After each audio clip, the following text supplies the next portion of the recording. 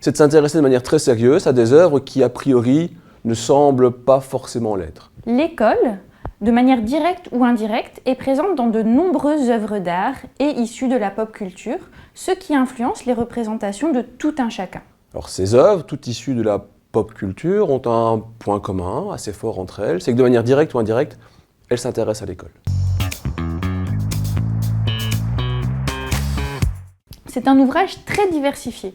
Donc on y traite par exemple de peinture, de photographie, de bande dessinée, de séries télévisées et j'en passe. Certains auteurs parlent même de cuisine.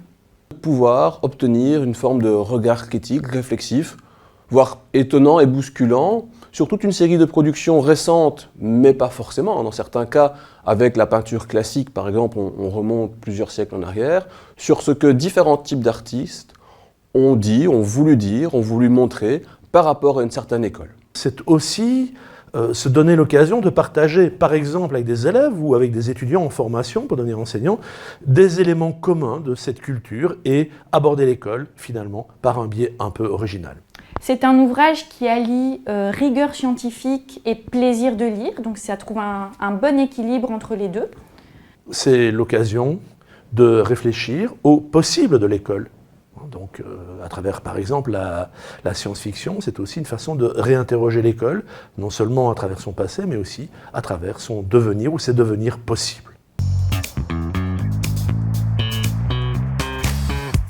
Se faire plaisir en tant qu'auteur, de pouvoir, dans un cadre professionnel, un cadre scientifique, s'intéresser à un objet qui nous plaît particulièrement. Alors, en tant que formateur, nous avions l'habitude d'utiliser des œuvres d'art et notamment des extraits de films pour alimenter nos formations.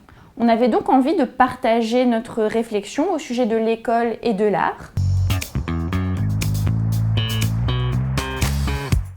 C'est un ouvrage qui s'adresse aux enseignants et à tous les acteurs de l'école, aux formateurs, mais aussi à toutes les personnes intéressées par l'art et la culture. Première raison, certainement, c'est que c'est une maison d'édition belge.